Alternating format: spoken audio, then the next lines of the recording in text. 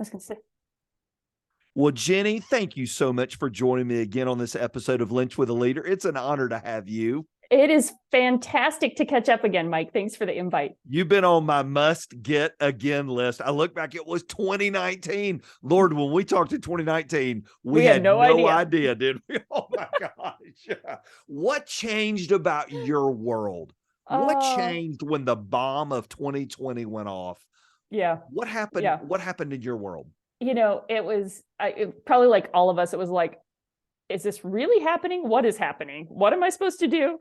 And, Mike, I traveled all the time to different teams and leaders all over the country.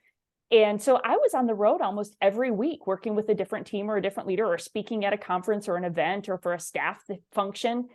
And I remember coming home and putting my suitcase down and saying, I don't know when I'm going to open that again. I don't know when I'm going to need that again. Wow. And it was the weirdest thing because, for the last handful of years, this had been my livelihood and my ministry was, going to serve with leaders in where they are. And I remember I came up here to my desk the next day and I'm just sitting here kind of like just a little at a loss, right? Because again, none of us really knew what this meant or what this was going to be. And I just began to pray and I was like, God, what am I going to do? And of course, the fear of, I'm self-employed. I've got a team of staff that I'm, like, how am I going to keep everybody, operating if we can't do the work that we do? And so I was just praying through that. And I felt God say, well, what did I call you to do? I said, well, you called me to cultivate leaders and healthy teams. And I felt like him just say, they're going to need that more than ever. Leaders still need help. Teams will still need help. And it was just the how changed. The mission didn't change. That's right. The how changed. And that happened a lot for church leaders too, right? Of like, all of a sudden we couldn't do church the way we had historically done it. And it was like, but people still need the hope of the gospel, arguably more than ever. And the same was true in the work that we do of like, leaders needed support more than ever. Teams needed, best practices and know how to operate in a healthy way together when all the pressure and stress of all the unknown is on them. And so we just pivoted and I started doing everything on Zoom like we all did. And honestly, Mike, it was such a gift to see how I just began to just gather leaders on calls and say, what are you doing? How are you doing? What do you need? And how God just kind of took care of the rest of it. And you thought it was going to be a year that the bottom fell out and it didn't. It took a little bit of a slump and then it like just, went racing back up, and we've been on a growth trajectory ever since, just being able to serve more leaders. So it was a wild season, but just I'm grateful because it forced me to like dig deep and go, what's the purpose? And the purpose didn't change. I just had to adjust how we did it a little bit. That's exactly right. And the great ones all pivoted and it's so interesting to watch. The great ones got even better. Yeah. What did you notice about leaders who thrived in the unknown and thrived in the chaos of the fog that was created? What was it about their leadership, the really good ones, that even had more clarity and began to stand out to you? That's a fantastic question. I think that the ones that really stood out to me, they didn't give into the fear.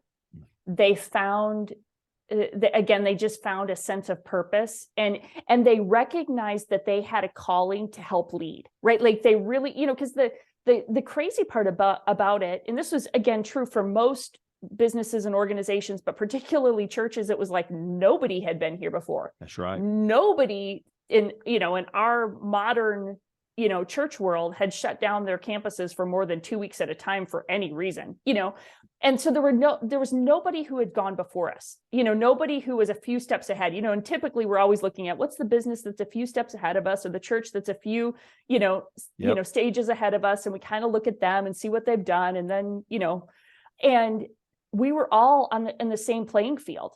And it was the people that recognized I have to at least help define the next step for the people that I lead. I don't have to know it all. And in fact, the people who are willing to say, here's what I know for today. I don't know what 2 months from now looks like. I don't know what 2 years from now looks like. And the honesty to say, I don't have the whole plan, but here's what I know we need to do next.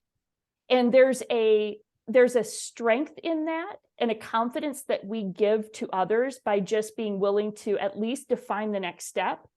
But there's also a humility in and I don't know it all, because if anybody tried to pretend they knew what was going to happen, they really didn't. That's exactly right. So the overconfidence could have been felt as disingenuous, but I think the leaders who were just like, hey, here's the next step. Here's what I'm clear about now. And we're good at communicating that. So that would be the other thing I would say, right? A sense of purpose with just even incremental vision. And we're intentional to be very communicative with those they lead. I saw stand out. And so that would happen whether, congregations, staff teams, like leaders who were, because then here was your other issue. All of a sudden, I don't even have my team in front of me like I used to have them. So this is where I would see all over the place, was that out of sight, out of mind. And the leaders who were like, okay, how can I communicate to my team? Okay, we just get on Zoom for a 5-minute huddle every morning. Or we really just blow up Slack and we use Slack like crazy. Or like whatever mechanism, they got really good at feeling present to their team. And I think that was a standout for some leaders. That's really good. It's so funny. During that time, I put together a call on Fridays, and I had 2 local mayors. I had a state legislator. I had the big healthcare system in Georgia, a superintendent of schools, a large business owner. And we would get in there on Friday and we would do an update every week of what we're hearing, what we're learning. And we learned nobody knew anything. That was what I learned every Friday. Nobody knows. I would get off the call and I'm like, I knew as much as they did. This is amazing. And that's really dangerous. But it made everybody go, okay, we're going to make it. But we've all got to keep sharing what we're learning as we go. So I want to dive in, because I want to talk today about team culture. When a culture is healthy, when a team is operating at its best, what do they do that average teams don't do? What is it about them that stands out? They're not smarter, but what are some of the intangibles they do that others just don't do? Yeah, great question. I think you even said it a little bit in how you set it up, is that they know who they are and how they work together. Like they have clarity. That's one of the things we talk about. And it's kind of my definition of culture, is clarity of who we are and how we work together to achieve the mission. But they understand what that means. So they've gotten more specific and more granular in, okay, who are we? What is our mission and purpose? And, Mike, one of the things that stood out so much in a lot of the data that came out of those first year or two of the pandemic was how a significance and purpose in people's work became the defining thing of, why am I even here? They wanted to be a part of places with significance and meaning. And so cultures where we understand, here's why we're here, here's the purpose, here's the significance, here's our why. And I think sometimes for leaders, we assume that's understood. And churches and ministries can be really guilty of this. Like we assume that is understood, but that every leader at every level understands how they connect to that purpose is powerful. And we can't assume they get it. Like we have to, I say, just be a dot connector, right? Just connect the dots for people, help them see how what they're doing actually helps us achieve our mission and galvanize them around that mission. So that's one thing. The who we are, and then how we work together. What are those values and behaviors that are key to, this is what you said earlier, what we look like at our best. Yeah. Right? Like, what does our team look like at our best? And that's actually a really good, starting point question. If you're like, I'm not even sure how I would define our culture. Okay, well, what do we look like at our best? What are some of our best moments, the best reflection of us as a team living out our mission? And then what's happening there? What are the values we hold? What are the behaviors? What does it look like? And so the teams with really great culture, I think, have done a really good job of being able to define those two things. Now we could go into a zillion other things, but that stands out to me, that they're really clear on that, and they're intentional around, it's kind of baked into who we are and how we work together. There's this understanding that we need each other to actually achieve the mission, that how we work together, how we treat each other, that respect and that trust is really core to our success as a team. So those are a few things I could probably keep going. That's really good. You know, when you talk about your why and the clarifying and reconnecting the dots back to that why, how would you define a team's mission? So a team is together, they're working together at a common goal. We've got coaches that listen to this podcast. We've got lots of business owners. We've got a lot of people in the church world, but really a lot more coaches and business owners. What would you say is vision to Jenni? How do you, if you were going in working with a team and they're like, okay, we've got a vision statement and we have it up here, how would you define vision as it associates with that why? Yeah. So, and there are this can be parsed out a few different ways. So I don't kind of hang on the definitions too tightly, but the mission to me is the thing that doesn't change in your organization. Like for us, that's cultivate healthy leaders to lead thriving teams. It is what's our why and who are we trying to serve? So like that statement that is, it'll last us 30 years, unless we were to have a mission change. But like our mission is to cultivate healthy leaders and thriving teams. So it is that it's what we do and who we serve is mission in my mind. Vision is more of where are we going in pursuit of that mission. That's good. So one of our goals in 2021, our 2021 vision was 100,000 leaders served in that year. So we're cultivating healthy leaders to lead thriving teams. We wanted to hit 100,000 leaders by 2021. That was the first 5 years of our business. That's a vision because it's more time bound and quantifiable. That's how I decipher those two. Now, some people will flip flop that or nuance it. I don't really care. I don't get hung up on you have to do it exactly that way. But I think you need to know. So you as business leader, coach, whatever, you need to know, how do I define those things? And then have I brought enough clarity to them that my team understand them? I think a good mission statement is 5 to 10 words. Yeah. It is like that succinct thing that people can say, healthy leaders, thriving teams. Like my team can say that, healthy leaders, thriving teams. That's what we do over and over and over and over. Now, how we do that is going to play out in a multitude of different ways. And then the vision statement is, what's that big audacious goal that is on the horizon for us, that helps us be dreaming bigger, thinking bigger, and trying to make sure that we know what we're aiming for. It kind of gives everybody that North Star of, yes, healthy leaders and thriving teams, but to what end? To what end? That's right. Yeah. So does it matter that people outside your organization understand that vision? Does it matter that your clients who you're serving all over the country, one of those 100,000, does it matter that they know that, or does it matter just that your team knows that? In our case, it matters more to me that our team knows that. I think that might vary by, I'm trying to just think of a few scenarios. It might be inspiring in some cases. But my sense, Mike, is that I'd have to really think this through in different scenarios. In some cases, it might just look like an ego metric. Okay. And I wouldn't want it to come across as that, right? Good word. So, for me, I want people to know, I want the clients we serve to know our heart. And our heart is for you to be a healthy leader and for you to build a thriving team. So I'm much more concerned our mission. The vision pushes me and my team to make sure we don't get comfortable, because we're there are millions of leaders that need support. If we just hit 100,000 of them, we're scratching the surface, right? But without backstory, and even more of the heart behind the why that might just be a vanity metric in some people's eyes. And for us, it's more about what pushes us to go, how do we connect with more leaders? What are avenues where we can, serve more leaders better?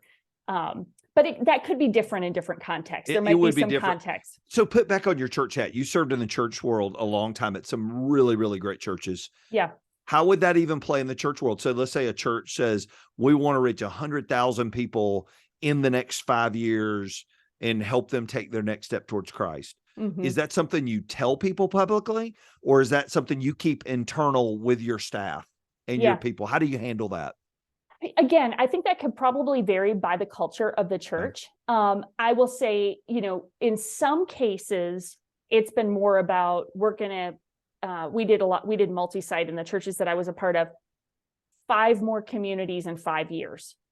Gotcha. Well, that made the people sitting in our chairs on Sunday morning, the spirit of that was they wanted a church closer to their community and their neighborhood for the neighbors that they want to invite. And that was energizing to them. They could get behind that vision because it wasn't just about, let's get, thousands of more people in this room, to make us all feel better. It was like, no, what are the vision elements that might be about getting into your local communities and helping you connect even more people with the hope of the gospel. So there were cases like that where we said, the vision was, we want to launch 2 more campuses in 2 years or whatever that might be.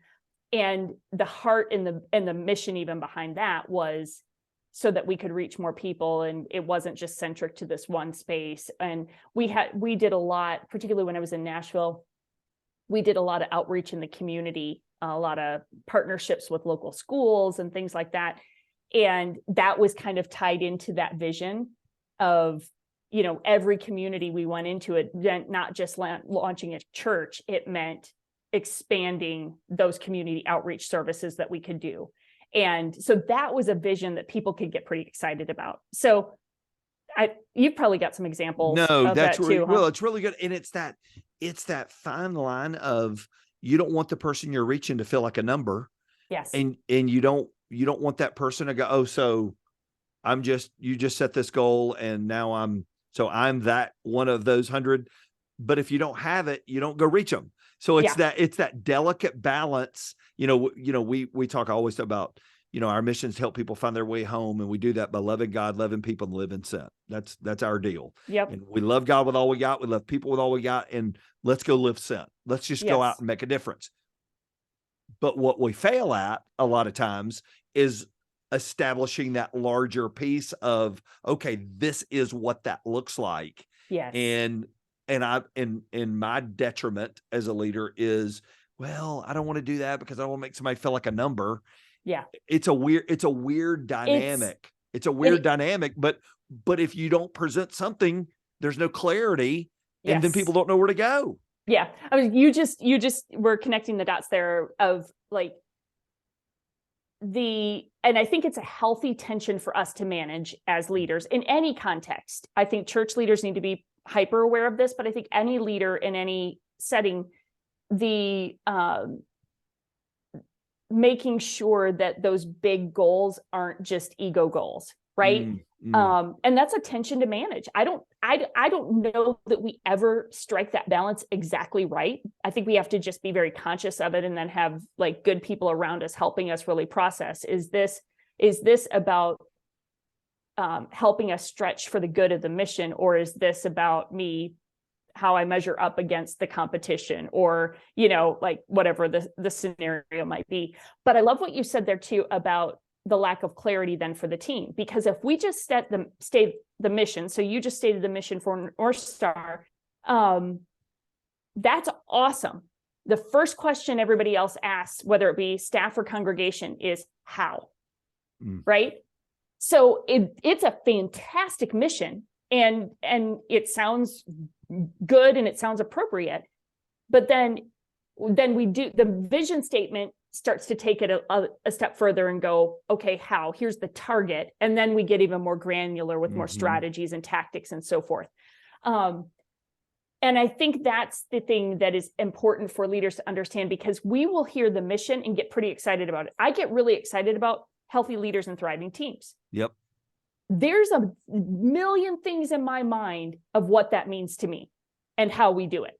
So when I succinctly say healthy leaders and thriving teams, I know what I mean, and I could go write a game plan in my sleep, because I've been living that mission so it's so much a part of me because I'm the leader, right? And the same is probably true for you at the church, Yep. right? You know what you mean by that mission. You know what it means to live sent. But somebody who's newer to the church, it's like, I think I get that. I think I understand what that means. But that's where like vision can start to help paint the picture for it, of like, what does that actually look like more quantifiably? And then we can get even more specific from there of, hey, here's some of the activities. And then there's a tension in that, right? In church leadership of like, how do we make sure it's not just about what we do, like. That's right. That's right. That's right. So, I mean, it's all complicated, right? That's why leadership is required. But That's why you have a job, Jenni. That's why you do what you do. It's for right. Losers like me in Atlanta going, see, everybody's listening into a counseling session is basically what they're getting right now. My staff's going, thank you, Lord, for Jenni helping Mike. Because seriously, and we were talking about police officers earlier, and this is a great illustration. You're trained, they are trained to be great at law enforcement. But when you move up the food chain and you become the chief of police, now you're leading those who do that. Well, ministry world's the same way. Business world's the same way. Nobody's trained to be a CEO. They were just good at what they did, and they kept climbing up. And all of a sudden now they're running a company, or they're the head coach of a team. Yes. But their skill sets were, they were just a great baseball guy who now manages a lot of people. What would you say, Jenni, about, I know one of your big things is about creating a common language, which I think is so good. What would you say are some good initial steps for leaders that go, I want to build this healthy culture? I think my language translates, but I'm not sure if my language translates. What are some tips for them about creating a common language that can go across their team? Yeah. I think, first of all, a little bit of inventory of what do I value? What's important to me? So I anchor a lot of culture work around clarification of values. Now, that's not going to sound terribly new to most people, because we all have done probably values work at some point. But there's a couple layers of this that I think really begin to unlock it, because for every leader, there are things you intrinsically value that are defining how you do what you do, right? There are convictions you hold that are really critical to you. I was on a call with my team earlier today, and we were revisiting some of how we do some of our one-on-one coaching with our clients. And we were just troubleshooting some stuff that needs to be in the proposals and so forth to clarify the relationship and the agreements and all of this. And I said, but guys, remember, at the end of the day, we want to serve our clients well. Like, the opportunity to be responsive, the fact that when people reach out to us for coaching, they are typically in a vulnerable place, right? When leaders say, I need help, they are in a vulnerable place. And so I don't ever want a contract to hold us up from serving that leader well. But that's a deep conviction for me. And in our growth, we're working to try to get the right things defined in our contracts and so forth, because that's just good practice, right? It's good clarity. But I don't want to lose the heart of serving our clients and recognizing the gift it is to be invited into a vulnerable place. That is like what happens in our relationship. So that's an example of a deep conviction that I hold, that I noticed in the course of the conversation. I needed to say that out loud to make sure my team understood it. So for leaders to go, what are some of those deep convictions? Some clues are, let's say a staff person does something that just is a little sideways, and you're like, why would they do that? Like it doesn't even compute to your life. You're like, why?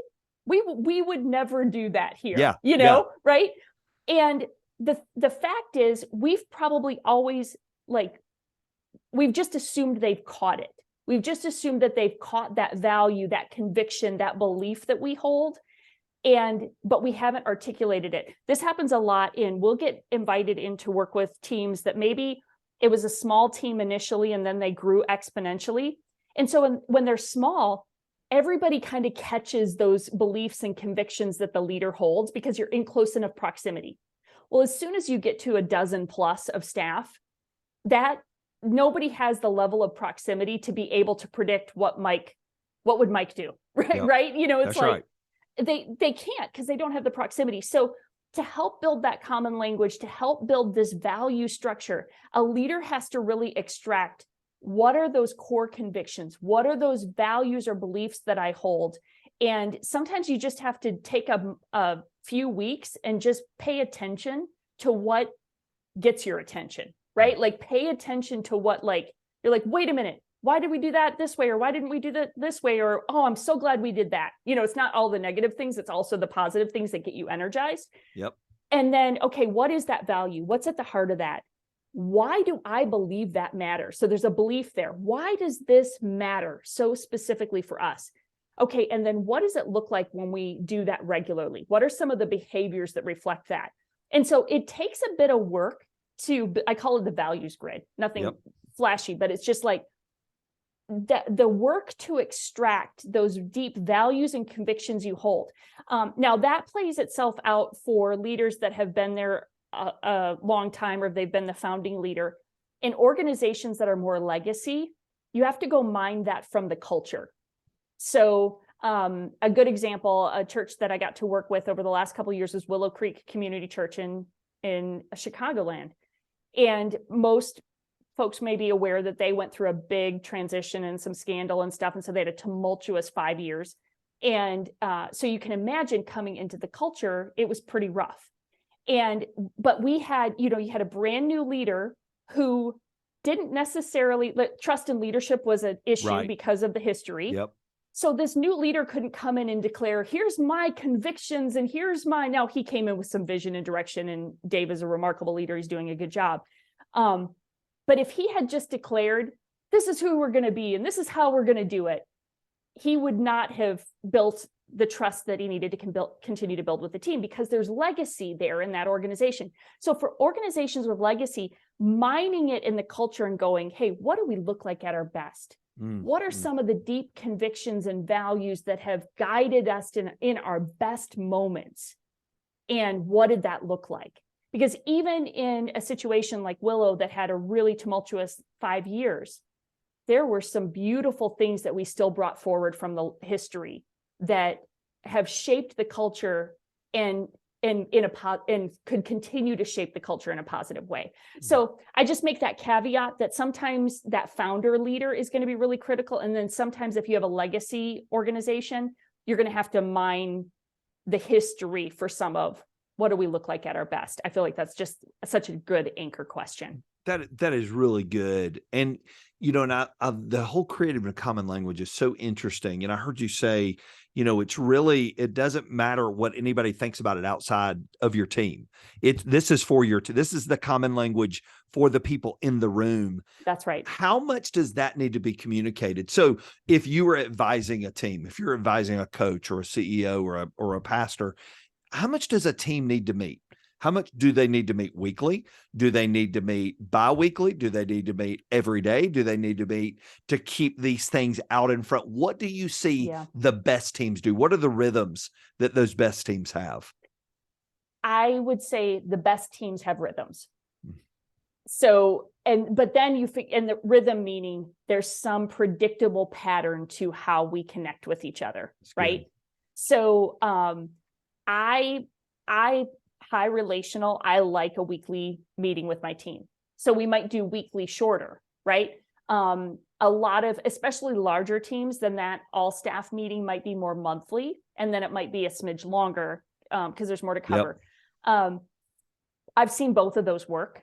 I think it's more about knowing what that rhythm is and being really consistent. The biggest thing I say about culture is patient, persistent, and consistent. That's good. Right? Like culture doesn't like magically change over time. In fact, a lot of the research tells us that it's 3 to 5 years to make a significant culture change. Like if you have a culture that has, is toxic or has had some difficulties or challenges or a lot of upheaval or turnover with staff, and there's a pretty good pivot that needs to happen, that could be a 3 to 5 year lift. Wow. Now, sometimes if it's more incremental or it's just, hey, we just need to get this thing a little bit more on the rails, that it might not be as critical. But that consistency of keeping the right things in front of the team members is so critical.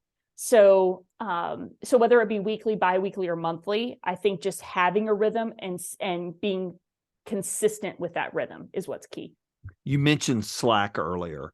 Is that what are your favorite tools? So when the team is not meeting and the team is, you get together once a week, you got a team of 20 to 40 to 60 to 10 or whatever the team number is. And everybody's moving and doing their things.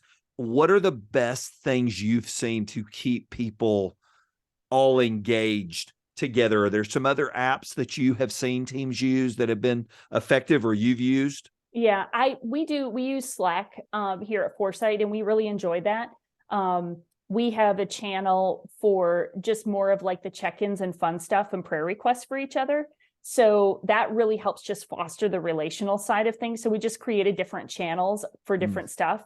I mean, today we were on a call, and one of the guys on our team, he has a 9-month-old baby girl, and I was like, there are not enough pictures in Slack around that baby, so we're gonna have to fix that. We'll just send your Facebook link. We'll just go visit your Facebook link. Yeah, I got you. Right. So Slack is good. There's a newer platform called Leader that is a people management software that we are big fans of, and Leader's really designed for like more meeting structures and like one-on-one, and you can keep agendas and you can keep notes and you can keep profiles of each of your team members. So it's a good like tool for it's not really a project management software, but it's a people management software. That's good. But it's really helpful for keeping all the information in one place and from meetings and interaction. And like you can keep a profile of every staff member, so their Enneagram or their Myers-Briggs, and you can put in all the information about their family and their favorite soft drink, or their, like you can put all kinds of information that just helps you get to know your team members better. So that's a really great one. I'm trying to think of what else. We've gotten in the habit of using like Loom videos more often. So if there's an app called Loom, Loom, and you can just make short little videos and then email them or text them to each other. And so, for some reason you feel like you need to communicate something and you need the eyeball to eyeball, or at least the eyeballs, not eyeball to eyeball because it's not live. But if I'm like, I just want to hop on a quick video and give Mike this update because I feel like I can say it better and I can communicate my tone and energy better, that's another great resource too. That's really good. Especially in a culture now where we are more distributed and we're not all in the office, we have to fight hard to find the tools that connect us. I was talking a lot about this in early days of COVID. I was like, leaders, you have to like make the Zoom room feel like the conference room. Like don't like be a bunch of weird, stoic, awkward people on the Zoom camera when everybody, like if you were in the conference room together, you'd be like, hey, how was your kid's ball game this weekend? Hey, did y'all see that? And, like you're just chit chatting as everybody gets there. Do the same thing in the Zoom room. That's like, good. And leaders have to, and this can be stretching because sometimes leaders aren't the most gregarious. I mean, sometimes they are gregarious, but sometimes they're not. Yeah. And so if that's not you, like if you're just not the chit chatty type, then tap somebody else and say, hey, will you just kind of do the chit chat and stuff while we're getting on the call today? Because you're setting the tone and you're creating the climate. And if it's like weird and awkward and everybody's like just, robots on the screen, that's not any fun. So trying to figure out, like, if you were in the office, you'd be walking through and you'd be like, hey, Susie, I really appreciated how you reached out to so-and-so this week, and followed up with blah, blah, Yep. blah. If you're passing her in the hallway, you would have said that. So if you think about her, that's you passing her in the hallway, Slack it or text it, whatever your mechanism is, right? Like whatever you would have probably spontaneously said if you passed her in the hallway. That's a good word. So it's like you have to learn new behaviors, and then it takes more intentionality to overcome the lack of proximity to each other. But that's really key, I think, especially I think cultures are still getting a little bit rebuilt on the heels of COVID. And we're starting to figure out where our culture is after all of this. And the teams that have had less proximity to one another are the teams I'm seeing struggling the most. Just, blanket statement, but by and large, there's a correlation there. And so you have to fight for the right proximity. That's good. And then you have to figure out, okay, and how do I create new channels that replace that proximity? Mm-hmm. What have you found, Mike? How has that worked for you all? It's so interesting. Zoom's such an interesting thing. The blessing of 2020 was I had started podcasting in 2017 on Zoom, so I was incredibly used to it. Mm-hmm. I host a Monday Bible study. We have 70 to 90 pro baseball scouts and college baseball coaches that all get on Zoom. And it's that weird thing. I mean, we've got guys I have never met in my life. They don't know me. They know a scout who invited them or coach who invited them. But that whole walking around thing is a big deal when they all start popping on Mondays. And if they all just pop on and I'm a dead screen and I'm just sitting there waiting on them, it's weird. But if guys are banging on each other, giving each other a hard time, sending stuff in the chat, it makes it feel like, oh, this is the kind of smack they would talk if they were in a room with each other. That's right. So it's a very interesting dynamic that we're all still trying to figure out. And, team culture is always changing. Mm-hmm. It always changing. 2020 presented a new dynamic. 2022 was one thing. What's 2023 going to be like? We don't know yet. We don't know what's to come. What would you tell a team, Jenni, that's going through a leadership transition in an executive level about keeping consistency? Mm-hmm. What is something they need to know as they're going, because consistency is huge. Yes. Yeah. What is something that team needs to know if there's some changes in some very recognizable positions within that team for the new person coming in? What advice would you give them?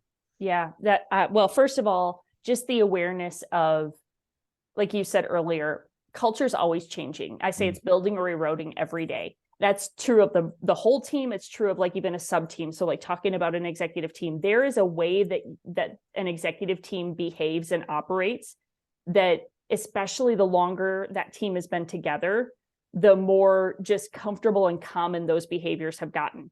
And so I think the existing team, so if there's a new person coming in, there's somebody exiting, saying, okay, what is shifting with these transitions? Like, just so taking a little bit of time to just identify, hey, what are we going to gain and lose in this transition? What's going to change?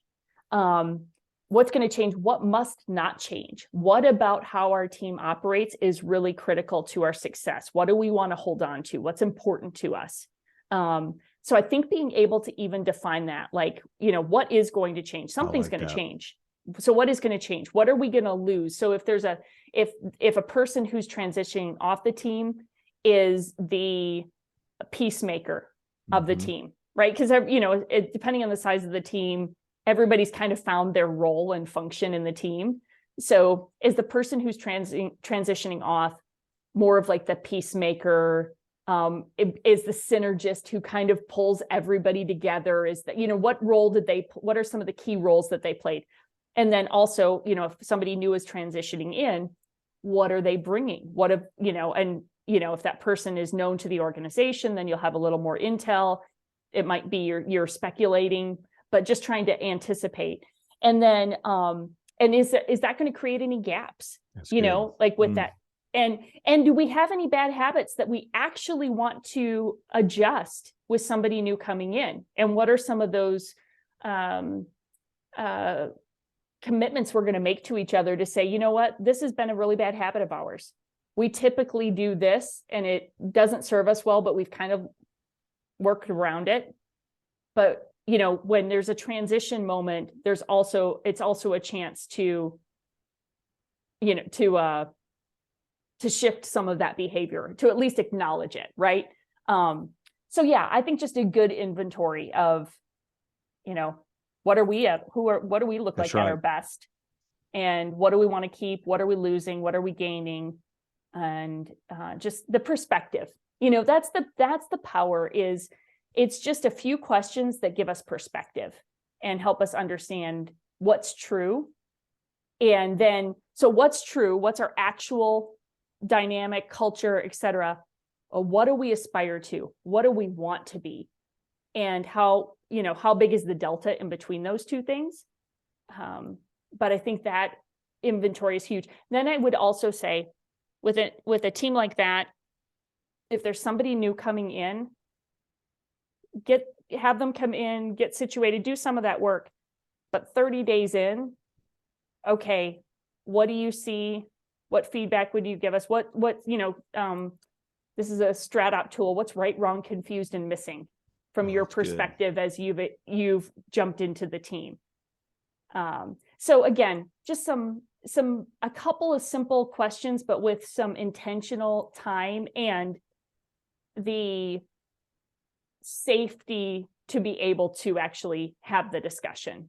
That's so do you have a climate where you can actually have a healthy and honest discussion about those things? Yep.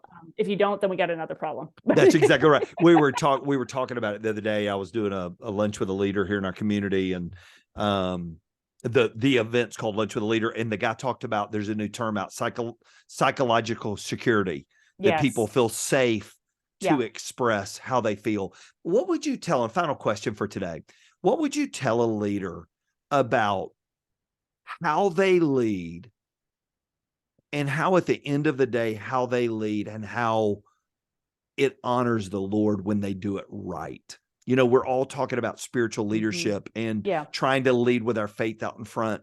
But when a leader works at this, I mean, they take this serious and they're like, I know I'm not perfect and I'm going to screw up and I'm going to mess up, but I want to do it right. What would you say about why does that honor the Lord in how they're trying to act out their role as a leader? Yeah. I think that I think it's what we're called to, right? Of like, whatever your hand finds to do it with all your might. I'm butchering that scripture, right? But like whatever God's given us to do, like being good, it's a stewardship thing of like, I've been entrusted with this. This is what I've been given to do today. And did I do my best with it? Right? Did I, and I love the Philippians 1:6. He's perfecting us until the day of Christ Jesus. So there's the perfecting word there is not you will be perfect. It's we're being perfected until the day of Christ Jesus, which says it is an ongoing work. It is a refining work that he's continuing to do in us. And so did I grow? Did I learn? Did I attempt to show up as my best? And then I'm gonna mess that up some days. And did I own it when I did? Right? And so I think just the recognition that one of my deep convictions is that leadership is sacred work.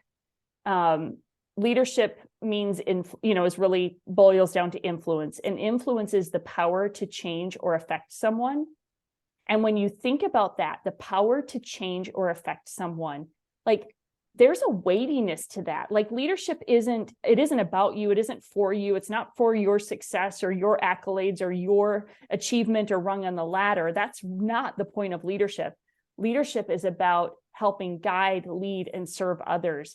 And so when we have that position, we have the power to change or affect the lives of others.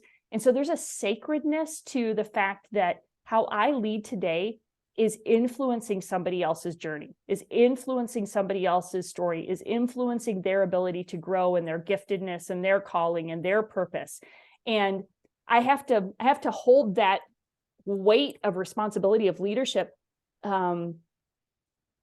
tenderly, right? Like, I'm for those listening, I'm holding my hands up saying there's this gift of leadership that's been placed in our hands. And it's not our job to like death grip it and try to control it and squeeze the life out of it by managing and manipulating. And, it's our job to hold it gently and say, and ask God for his guidance and wisdom in how we do the work that we're called to do as a leader. But that sacredness of influencing others, I think, has got to be what propels us every day. We're not going to get it perfect, but I think if we keep that understanding in mind, if that's our philosophy around leadership is built on the sacredness of that opportunity, I hope it helps us get it right more than get it wrong.